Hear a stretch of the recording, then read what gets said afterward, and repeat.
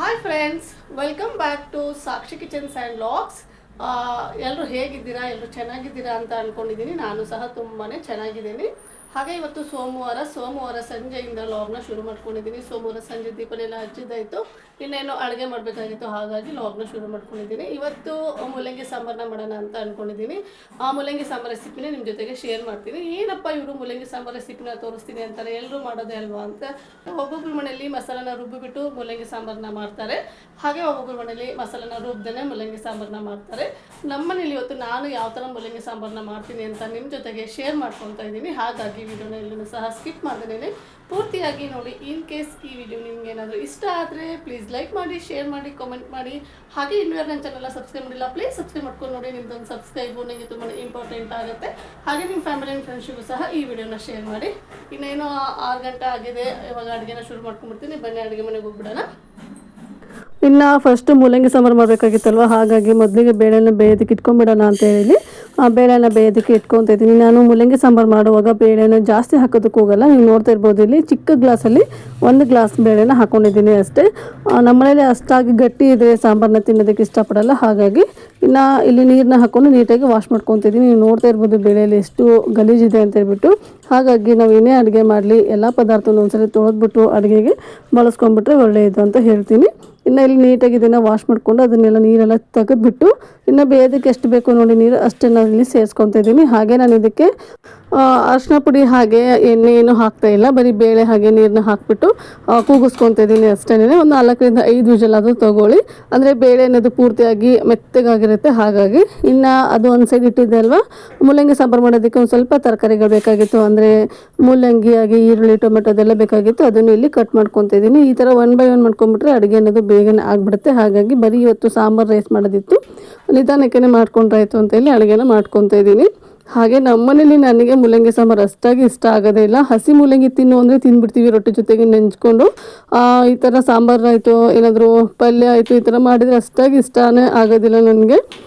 ಇವತ್ತು ಮೂಲಂಗಿ ಮನೇಲಿ ಜಾಸ್ತಿನೇ ಇತ್ತು, ಹಾಗಾಗಿ ವೇಸ್ಟ್ ಏನಕ್ಕೆ ಮಾಡೋಣ ಅಂತ ಹೇಳ್ಬಿಟ್ಟು ಮೂಲಂಗಿ ಸಾಂಬಾರನ್ನ ಮಾಡ್ತಾಯಿದ್ದೀನಿ. ನನ್ನ ಹಸ್ಬೆಂಡ್ಗೆ ತುಂಬಾ ಇಷ್ಟ ಆಗುತ್ತೆ ಈ ಮೂಲಂಗಿ ಸಾಂಬಾರು. ಅವ್ರು ಬೆಳಗ್ಗೆನೇ ಹೇಳಿದ್ರು ಮೂಲಂಗಿ ಸಾಂಬಾರು ಮಾಡಿಬಿಡಿ ಇವತ್ತು ಅಂತ ಹೇಳಿ. ಹಾಗಾಗಿ ಸಂಜೆ ಮಾಡಿಬಿಟ್ರೆ ನಾಳೆ ಬೆಳಗ್ಗೆಗೆ ಇನ್ನೂ ಚೆನ್ನಾಗಿರುತ್ತೆ ಅಂತ ಇವಾಗ ಮಾಡ್ತಾಯಿದ್ದೀನಿ. ನಾನು ಇವತ್ತು ನೈಟೇ ಸಾಂಬಾರನ್ನ ಮಾಡ್ಕೊತಾ ಇದ್ದೀನಿ. ಈ ಥರ ಮೂಲಂಗಿ ಸಾಂಬಾರು ಹಾಗೆ ಏನಾದರೂ ರಸಮ್ ಮಾಡೋದಿದ್ರೆ ನೈಟೇ ಮಾಡ್ಕೊಂಡ್ಬಿಡ್ತೀನಿ, ಮಾರನೇ ದಿನಕ್ಕೆ ಟೇಸ್ಟ್ ಇನ್ನೂ ಚೆನ್ನಾಗಿರುತ್ತೆ. ಹಾಗಾಗಿ ಇನ್ನು ಮೂಲಂಗಿ ಸಾಂಬಾರು ಅಲ್ವಾ ಅಂತ ಹೇಳ್ಬಿಟ್ಟು ಇವಾಗಲೇ ಮಾಡ್ಕೊತಿದ್ದೀನಿ. ಹಾಗೆ ಮಾಡೋದು ಸಹ ತುಂಬಾ ಸುಲಭ. ನಾನೇನು ಮಸಾಲೆ ಅದೇನು ರುಬ್ಬಿಬಿಟ್ಟು ಮಾಡೋದಕ್ಕೇನು ಹೋಗಲ್ಲ. ಅದರಲ್ಲೂ ನಮ್ಮನೇಲಿ ನಾವು ಯಾವುದೇ ಸಾಂಬಾರಿಗೆ ಹುಳಿಗೇನು ಕಾಯಿನ ರುಬ್ಬಿ ಹಾಕೋದೇ ಇಲ್ಲ, ಹಾಗಾಗಿ ಬೇಗನೆ ಅಡುಗೆ ಮಾಡ್ಕೊಂಡ್ಬಿಡ್ಬೋದು. ನಾನು ಬರೀ ಮೂಲಂಗಿ ಸಾಂಬಾರಿಗೆ ಬರೀ ಮೂಲಂಗಿನ ಹಾಕ್ತೀನಿ. ನೀವು ಬೇಕಾದರೆ ಕ್ಯಾರೆಟು ಹಾಗೆ ಬೀನ್ಸ್ ಅದೆಲ್ಲ ಹಾಕ್ಕೊಂಡು ಸಹ ಮೂಲಂಗಿ ಸಾಂಬಾರೆಲ್ಲ ಮಾಡ್ಬೋದು. ಈ ದೇವಸ್ಥಾನದಲ್ಲೆಲ್ಲ ಕೊಡ್ತಾರೆ ನೋಡಿ ಮೂಲಂಗಿ ಸಾಂಬಾರು, ಆ ಥರನೂ ಸಹ ನೀವು ಮಾಡ್ಕೋಬೋದು. ನನಗೆ ಮೂಲಂಗಿ ಸಾಂಬಾರೇ ಇಷ್ಟ ಆಗಲ್ಲ, ಅನ್ನೋದಕ್ಕೆಲ್ಲ ತರಕಾರಿ ಹಾಕ್ಬಿಟ್ಟು ಮಾಡಿದ್ರೆ ಇನ್ನೂ ಇಷ್ಟ ಆಗಲ್ಲ ಅಂತ ಹೇಳ್ಬಿಟ್ಟು ನಾನು ಇವತ್ತು ಪ್ಲೇನಾಗಿ ಬರೀ ಮೂಲಂಗಿನ ಹಾಕ್ಬಿಟ್ಟು ಮಾಡ್ಕೊತಾ ಇದ್ದೀನಿ. ಇನ್ನು ಬೇಳೆನೂ ಸಹ ಕೂಗಿತ್ತು, ಅದು ಸಹ ವಿಜಲ್ಲು ಸಹ ಆಗಿತ್ತು. ಇನ್ನು ಒಗ್ಗರಣೆ ಮಾಡ್ಕೊಂಬಿಡೋಣ ಅಂತ ಹೇಳಿ ಸಾಂಬಾರು ಪಾತ್ರೆ ಇಟ್ಕೊಂಡಿದ್ದೀನಿ. ಒಂದು ಸಾಂಬಾರು ಪಾತ್ರೆ ಇಟ್ಕೊಂಡು ಸ್ವಲ್ಪ ಎಣ್ಣೆನ ಸೇರಿಸ್ಕೊತಿದ್ದೀನಿ. ಎಣ್ಣೆ ಕಾದ ನಂತರ ಜೀರಿಗೆ ಹಾಗೆ ಸಾಸಿವೆ, ಜೀರಿಗೆ ಸಾಸಿವೆ ಚಿಟಕುಟ್ಟಿದ ನಂತರ ಕರಿಬೇವಿನ ಸೊಪ್ಪು, ಜಜ್ಜಿಟ್ಕೊಂಡಿರೋಂತಹ ಬೆಳ್ಳುಳ್ಳಿ ಹಾಗೆ ಒಣಮೆಣಸಿನ್ಕಾಯಿನ ಸೇರಿಸ್ಕೊತಿದ್ದೀನಿ. ಇದನ್ನೆಲ್ಲ ಸೇರಿಸ್ಕೊಂಡು ಇದರ ಜೊತೆಗೆ ಇವಾಗ ಕಟ್ ಮಾಡಿ ಇಟ್ಕೊಂಡಿರೋಂತಹ ಈರುಳ್ಳಿ ಹಾಗೆ ಟೊಮೆಟೊನ ಸಹ ಸೇರಿಸ್ಕೊತಾ ಇದ್ದೀನಿ. ನಾನಿಲ್ಲಿ ಟೊಮೆಟೊನ ಬೇಳೆ ಜೊತೆಗೇನು ಹಾಕ್ಕೊಂಡಿಲ್ಲ, ಈ ಥರ ಡೈರೆಕ್ಟಾಗಿನ ಒಗ್ಗರಣೆಗೆ ಸೇರಿಸ್ಕೊತಾ ಇದ್ದೀನಿ. ನೀವು ಬೇಕಾದರೆ ಟೊಮೆಟೊನ ಬೇಳೆ ಕೂಗಿಸ್ತೀವಲ್ವ ಆ ಟೈಮಲ್ಲೂ ಸಹ ಸೇರಿಸ್ಕೋಬೋದು. ಇನ್ನು ಇದನ್ನೆಲ್ಲ ಸೇರಿಸ್ಕೊಂಡು ನೀಟಾಗಿ ಒಂದ್ಸರಿ ಮಿಕ್ಸ್ ಮಾಡ್ಕೋಬೇಕಾಗುತ್ತೆ. ಹಾಗೆ ಜೊತೆಗೆ ಒಂದು ಸ್ವಲ್ಪ ಇಂಗನ್ನು ಸಹ ಸೇರಿಸ್ಕೊತಾ ಇದ್ದೀನಿ. ಇದನ್ನೆಲ್ಲ ಸೇರಿಸ್ಕೊಂಡು ಒಂದ್ಸರಿ ನೀಟಾಗಿ ಮಿಕ್ಸ್ ಮಾಡ್ಕೊಳ್ಳಿ. ಅದಾದ ನಂತರ ಇದಕ್ಕೆ ಇವಾಗ ಮೂಲಂಗಿನ ಸೇರಿಸ್ಕೊತಾ ಇದ್ದೀನಿ. ಕಟ್ ಮಾಡಿ ಇಟ್ಕೊಂಡಿರೋಂತಹ ಮೂಲಂಗಿನ ಆದಷ್ಟು ಮೂಲಂಗಿನ ತೆಳುವಾಗಿ ಕಟ್ ಮಾಡ್ಕೊಳ್ಳಿ. ಅವಾಗ ಜಾಸ್ತಿ ಹೊತ್ತು ಕುದಿಸ್ಕೊಳ್ಳುವಂತಹ ಅವಶ್ಯಕತೆ ಇರಲ್ಲ. ನಾವೇನಾದರೂ ದಪ್ಪದಾಗಿ ಮೂಲಂಗಿನ ಕಟ್ ಮಾಡ್ಕೊಂಡ್ಬಿಟ್ರೆ ಮೂಲಂಗಿ ಬೇಯೋದಕ್ಕೆ ಒಂದು ಸ್ವಲ್ಪ ಟೈಮ್ ತೊಗೊಳುತ್ತೆ. ನೀವು ನೋಡ್ತಾ ಇರ್ಬೋದು ಇಲ್ಲಿ ನೀವು ಮೂಲಂಗಿನ ನಾನು ಯಾವ ಥರ ಕಟ್ ಮಾಡ್ಕೊಂಡಿದ್ದೀನಿ ಅಂತ ಹೇಳ್ಬಿಟ್ಟು. ಈ ಥರ ಕಟ್ ಮಾಡಿಕೊಂಡ್ರೆ ಎಣ್ಣೆಯಲ್ಲಿ ಅದು 3/4 ಭಾಗದಷ್ಟು ಬೆಂದ್ಕೊಂಡ್ಬಿಟ್ಟಿರುತ್ತೆ. ಇನ್ನು ಇದನ್ನೇನು ನೀಟಾಗಿ ಮಿಕ್ಸ್ ಮಾಡ್ಕೊತಾ ಇದ್ದೀನಿ, ಫ್ರೈ ಮಾಡಿಕೊಂಡು. ಅದಾದ ನಂತರ ಇದಕ್ಕೆ ಇವಾಗ ರುಚಿಗೆ ತಕ್ಕಷ್ಟು ಉಪ್ಪು ಹಾಗೆ ಒಂದು 1/4 ಟೀ ಸ್ಪೂನ್ ಆಗುವಷ್ಟು ಅರಿಶಿನ ಪುಡಿನ ಸೇರಿಸ್ಕೊತಿದ್ದೀನಿ. ಸೇರಿಸ್ಕೊಂಡು ಒಂದ್ಸರಿ ನೀಟಾಗಿ ಮಿಕ್ಸ್ ಮಾಡ್ಕೋಬೇಕಾಗುತ್ತೆ. ಇನ್ನು ಹಾಗೆ ಒಂದು 2.5 ಸ್ಪೂನ್ ಆಗುವಷ್ಟು ಸಾಂಬಾರು ಪುಡಿನ ಸೇರಿಸ್ಕೊತಿದ್ದೀನಿ. ನಾನಿಲ್ಲಿ ಅಚ್ಚಕಾರದ ಪುಡಿ ಏನು ಸೇರಿಸ್ಕೊತಿಲ್ಲ. ನಿಮಗೆ ಬೇಕಾದರೆ ಖಾರ ಒಂದು ಸ್ವಲ್ಪ ಬೇಕಾದರೆ ನೀವು ಇಲ್ಲಿ ಅಚ್ಚಕಾರದ ಪುಡಿನ ಸೇರಿಸ್ಕೊಳ್ಳಿ. ನಾನೇನು ಅಚ್ಚಕಾರದ ಪುಡಿನ ಸೇರಿಸ್ಕೊತಾ ಇಲ್ಲ. ಇನ್ನು ಸಾಂಬಾರು ಪುಡಿನ ಸೇರಿಸ್ಕೊಂಡು ನೀಟಾಗಿ ಇದನ್ನು ಮಿಕ್ಸ್ ಮಾಡ್ಕೋಬೇಕಾಗತ್ತೆ. ಇನ್ನು ಅದಾದ ನಂತರ ಹುಳಿಗೆ ಅಂತ ಇಲ್ಲಿ ಒಂದು ಅರ್ಧ ಲಿಂಬೆಹಣ್ಣಿನ ಗಾತ್ರದಷ್ಟು ಹುಣಸೆಹಣ್ಣನ್ನು ಸಹ ನಾನು ನೆನೆಸಿಟ್ಟಿದ್ದೆ. ಅದರಲ್ಲಿರುವಂತಹ ರಸನೆಲ್ಲ ಇದಕ್ಕೆ ಸೇರಿಸ್ಕೊತಾ ಇದ್ದೀನಿ. ಒಂದೇ ಒಂದು ನಾಟಿ ಟೊಮೆಟೊ ಸೇರಿಸ್ಕೊಂಡಿದ್ದೀನಿ. ಹಾಗೆ ಇಲ್ಲಿ ಒಂದು ಅರ್ಧ ಹೋಳಾಗೋಷ್ಟು ಲಿಂಬೆಹಣ್ಣಿನ ಗಾತ್ರದಷ್ಟು ಹುಣಸೆಹಣ್ಣನ್ನು ಸಹ ಸೇರಿಸ್ಕೊತಾ ಇದ್ದೀನಿ. ನಮ್ಮನೇಲಿ ಒಂಚೂರು ಹುಳಿ ಇಷ್ಟಪಡ್ತಾರೆ, ಹಾಗಾಗಿ ನಾನು ಟೊಮೆಟೊ ಹಾಗೆ ಹುಣಸೆಹಣ್ಣನ್ನು ಸಹ ಸೇರಿಸ್ಕೊತಾ ಇದ್ದೀನಿ. ನಿಮಗೆ ಬೇಡ ಅಂದರೆ ನೀವು ಟೊಮೆಟೊನ ಸ್ಕಿಪ್ ಮಾಡಿ ಹುಣಸೆಹಣ್ಣನ್ನು ಸ್ಕಿಪ್ ಮಾಡೋಕ್ಕೆ ಹೋಗಬೇಡಿ. ಹುಣಸೆಹಣ್ಣು ಹಾಕಿದರೆ ಮೂಲಂಗಿ ಸಾಂಬಾರು ಅನ್ನೋದು ರುಚಿ ತುಂಬಾ ಚೆನ್ನಾಗಿರುತ್ತೆ. ಹಾಗಾಗಿ ಇನ್ನು ಇದಕ್ಕೆ ಹುಣಸೆ ಹುಳಿ ಹಾಕಿದ ನಂತರ ಇದನ್ನು ಇನ್ನೊಂದ್ಸರಿ ನೀಟಾಗಿ ಮಿಕ್ಸ್ ಮಾಡಿಕೊಂಡು ಇವಾಗ ಇದಕ್ಕೆ ಒಂದು ಸ್ವಲ್ಪ ನೀರನ್ನ ಸೇರಿಸ್ಕೋಬೇಕಾಗುತ್ತೆ. ನೀರನ್ನ ಸೇರಿಸ್ಕೊಂಡು ಇದನ್ನು ಕುದಿಯೋದಕ್ಕೆ ಬಿಟ್ಬಿಡ್ಬೇಕಾಗುತ್ತೆ. ಜಾಸ್ತಿ ನೀರನ್ನ ಸೇರಿಸ್ಕೊಳ್ಳೋದಕ್ಕೆ ಹೋಗಬೇಡಿ. ಇವಾಗಲೇ ನಾವು ಮೊದಲೇ ಜಾಸ್ತಿ ನೀರನ್ನ ಸೇರಿಸ್ಕೊಂಡ್ಬಿಟ್ರೆ ಆ ಬೇಳೆ ಹಾಕಿದ್ಮೇಲೆ ನೀರು ಜಾಸ್ತಿ ಅಂತ ಅನ್ನಿಸ್ತಾ ಇರುತ್ತೆ. ಹಾಗಾಗಿ ಮೂಲಂಗಿ ಬೇಯೋದಕ್ಕೆ ಎಷ್ಟು ಬೇಕೋ ನೋಡಿ ನೀರು ಅಷ್ಟನ್ನು ಮಾತ್ರ ಸೇರಿಸ್ಕೊಳ್ಳಿ. ಅದಾದ ನಂತರ ಬೇಳೆ ಸೇರಿಸ್ಕೊಂಡಿದ್ಮೇಲೆ ಮತ್ತೊಂದ್ಸರಿ ನಾವು ನೀರನ್ನ ಸೇರಿಸ್ಕೊಳ್ಳೋದಕ್ಕೆ ಸರಿ ಹೋಗುತ್ತೆ. ಇನ್ನು ಇದನ್ನು ಲಿಡ್ನ ಕ್ಲೋಸ್ ಮಾಡಿ ನಾನು ಕುದಿಯೋದಕ್ಕೆ ಬಿಡ್ತಾ ಇದ್ದೀನಿ. ಇದು ಕುದಿಯೋಷ್ಟರಲ್ಲಿ ಬೇಳೆ ಏನು ಬೇಯಿಸ್ಕೊಂಡಿದ್ವಲ್ವ ಅದು ಯಾವ ಥರ ಬೆಂದಿದೆ ಅಂತ ಇಲ್ಲಿ ನೋಡ್ಕೊತಾ ಇದ್ದೀನಿ. ನಾನಿಲ್ಲಿ 4ರಿಂದ 5 ವಿಷಲ್ನ ತೊಗೊಂಡಿದ್ದೀನಿ. ಹಾಗಾಗಿ ಬೇಳೆ ತುಂಬಾ ಚೆನ್ನಾಗಿ ಬೆಂದಿತ್ತು. ನೀವು ನೋಡ್ತಾ ಇರ್ಬೋದು, ಇಲ್ಲಿ ಈ ಥರ ಕೈಯಿಂದ ಬರೀ ಸ್ಮ್ಯಾಶ್ ಮಾಡಿದ್ರೇ ನೀಟಾಗಿ ಸ್ಮ್ಯಾಶ್ ಆಗ್ತಾಯಿತ್ತು. ಈ ಥರ ಬೇಳೆ ಬಂದರೆ ಸಾಂಬಾರು ತುಂಬಾ ಚೆನ್ನಾಗಿರುತ್ತೆ. ಇನ್ನು ಈ ಕಡೆ ಒಂದು ಸೈಡು ನಾವೇನು ಮೂಲಂಗಿ ಎಲ್ಲ ಹಾಕ್ಬಿಟ್ಟು ಬೇಯೋದಕ್ಕೆ ಇಟ್ಟಿದ್ವಲ್ವ ಸಾಂಬಾರು, ಅದು ಸಹ ಇಲ್ಲಿ ನೀಟಾಗಿ ಬೆಂದ್ಕೊಂಡಿತ್ತು. ಹಾಗೆ ಇಲ್ಲಿ ಒಂದೇ ಒಂದು ಮೂಲಂಗಿ ಪೀಸ್ನ ತೊಗೊಂಡು ನಾನಿಲ್ಲಿ ಚೆಕ್ ಮಾಡ್ತಿದ್ದೀನಿ ಯಾವ ಥರ ಬೆಂದ್ಕೊಂಡಿದೆ ಅಂತ ಹೇಳ್ಬಿಟ್ಟು. ನೀವು ನೋಡ್ತಿರ್ಬೋದು, ಒಂದ್ಸರಿ ಈ ಥರ ಪ್ರೆಸ್ ಮಾಡಿದರೆ ಅದು ನೀಟಾಗಿ ಪ್ರೆಸ್ ಆಗ್ತಾಯಿತ್ತು, ಅಂದರೆ ಚೆನ್ನಾಗಿ ಬಂದಿತ್ತು. ಇನ್ನು ಇದಕ್ಕೆ ಬೇಯಿಸಿಟ್ಕೊಂಡಿರುವಂತಹ ಬೇಳೆನ ಸೇರಿಸ್ಕೊತಾ ಇದ್ದೀನಿ. ಸೇರಿಸ್ಕೊಂಡು ನೀಟಾಗಿ ಒಂದ್ಸರಿ ಮಿಕ್ಸ್ ಮಾಡ್ಕೊತಾ ಇದ್ದೀನಿ. ಹಾಗೆ ಇವಾಗ ಇದು ಸ್ವಲ್ಪ ಗಟ್ಟಿ ಅಂತ ಅನ್ನಿಸ್ತಾ ಇತ್ತು, ಹಾಗಾಗಿ ನಾನು ಇದಕ್ಕೆ ಒಂದು ಸ್ವಲ್ಪ ನೀರನ್ನ ಸೇರಿಸ್ಕೊತಾ ಇದ್ದೀನಿ. ನಿಮ್ಗೇನಾದರೂ ಮುದ್ದೆಗೆ ಅಥವಾ ಚಪಾತಿಗೆ ಏನಾದರೂ ಮಾಡ್ತಾ ಇದ್ದೀನಿ ಅಂದರೆ ಸ್ವಲ್ಪ ಗಟ್ಟಿಯಾಗಿಯೇ ಮಾಡ್ಕೊಳ್ಳಿ. ನಾನಿಲ್ಲಿ ಅನ್ನಕ್ಕೆ ಮಾಡ್ತಾ ಇರೋದ್ರಿಂದ ಸ್ವಲ್ಪ ನೀರಾಗಿಯೇ ಮಾಡ್ಕೊತಾ ಇದ್ದೀನಿ. ನಾವು ಇದನ್ನು ಕುದಿಸ್ತಾ ಗಟ್ಟಿ ಬಂದುಬಿಡುತ್ತೆ. ಹಾಗಾಗಿ ಮೊದಲೇ ಗಟ್ಟಿ ಮಾಡ್ಕೊಂಡ್ಬಿಟ್ರೆ ನಾವು ನಮ್ಮನೇಲಂತೂ ದಿನಕ್ಕೊಂದು 3 ಸರಿ ಅಥವಾ 4 ಸರಿ ಏನಾದರೂ ಸಾಂಬಾರನ್ನ ಕುದಿಸ್ತಾನೆ ಇರ್ತೀನಿ ನಾನು. ಹಾಗಾಗಿ ಸ್ವಲ್ಪ ನೀರನ್ನ ಜಾಸ್ತಿನೇ ಸೇರಿಸ್ಕೊತಾ ಇದ್ದೀನಿ. ನೀವೇನಾದರೂ ಊಟ ಮಾಡೋಂತಹ ಟೈಮಲ್ಲಿ ಮಾತ್ರ ಸಾಂಬಾರನ್ನ ಕುದಿಸ್ಕೊತೀವಿ ಅಂದರೆ ಜಾಸ್ತಿ ನೀರನ್ನ ಸೇರಿಸ್ಕೊಳ್ಳೋದಕ್ಕೇನು ಹೋಗಬೇಡಿ. ಇನ್ನು ಹಾಗೆ ಇಲ್ಲಿ ಉಪ್ಪು ಸಹ ಒಂದು ಸ್ವಲ್ಪ ಕಡಿಮೆ ಆಗಿತ್ತು ನನಗೆ, ಹಾಗಾಗಿ ಉಪ್ಪನ್ನು ಸೇರಿಸ್ಕೊಂಡು ನೀಟಾಗಿ ಒಂದ್ಸರಿ ಮಿಕ್ಸ್ ಮಾಡ್ಕೊಂಡಿದ್ದೀನಿ. ಕುದಿಯೋದಕ್ಕೆ ಬಿಡ್ತಾ ಇದ್ದೀನಿ. ಇನ್ನು ನಾವು ಸಾಂಬಾರು ಕುದಿಯುವಾಗ ಲಿಡ್ನ ಕ್ಲೋಸ್ ಮಾಡಿ ಕುದಿಸ್ತೀವಲ್ವ, ಅದು ಉಕ್ಕಿ ಚೆಲ್ಲಬಿಡುತ್ತೆ. ಆ ಥರ ಉಕ್ಕಿ ಚೆಲ್ಲಬಾರ್ದು. ಚೆಲ್ಲಿದ್ರೆ ಸಾಂಬಾರಲ್ಲಿರುವಂತಹ ಟೇಸ್ಟ್ ಎಲ್ಲ ಹೋಗಿಬಿಡುತ್ತೆ ಅಂತ ನಮ್ಮಮ್ಮ ಯಾವಾಗಲೂ ಹೇಳ್ತಾ ಇರ್ತಾರೆ. ಹಾಗಾಗಿ ನಾನಿಲ್ಲಿ ಒಂದು ಅರ್ಧದಷ್ಟು ಮಾತ್ರ ಮುಚ್ಚಳನ ಕ್ಲೋಸ್ ಮಾಡಿ ಸಾಂಬಾರನ್ನ ಕುದಿಸ್ತಾ ಇದ್ದೀನಿ. ಹಾಗೆ ಇವಾಗ ಸಾಂಬಾರು ಸಹ ತುಂಬಾ ಚೆನ್ನಾಗಿ ಕುದ್ಕೊಳ್ತಾ ಇತ್ತು. ಹಾಗೆ ಅದ್ರ ನೊರೆನೂ ಸಹ ಇಲ್ಲಿ ಹೋಗ್ತಾ ಇದ್ದೀನಿ. ನೋಡ್ತಾ ಇರ್ಬೋದು ಯಾವ ಥರ ಕಾಣ್ತಾ ಇದೆ ಅಂತ ಹೇಳ್ಬಿಟ್ಟು. ಮೇಲ್ಗಡೆ ಇವಾಗ ಕೊತ್ತಂಬರಿ ಸೊಪ್ಪನ್ನ ಸೇರಿಸ್ಕೊತಾ ಇದ್ದೀನಿ. ಕೊತ್ತಂಬರಿ ಸೊಪ್ಪನ್ನ ಸೇರಿಸ್ಕೊಂಡ್ಬಿಟ್ರೆ ರೆಡಿನೇ ಆಗೋಯ್ತು ನೋಡಿ. ಸಖತ್ ಟೇಸ್ಟಿಯಾಗಿರುವಂತಹ ಸಿಂಪಲ್ ಆಗಿ ಫಟಾಫಟ್ ಅಂತ ಮಾಡ್ಕೋಬೋದು ಈ ಮೂಲಂಗಿ ಸಾಂಬಾರನ್ನ. ನಮ್ಮನೇಲಿ ನಾನು ಇದೇ ಥರನೇ ಮಾಡೋದು ಯಾವಾಗ್ಲೂ.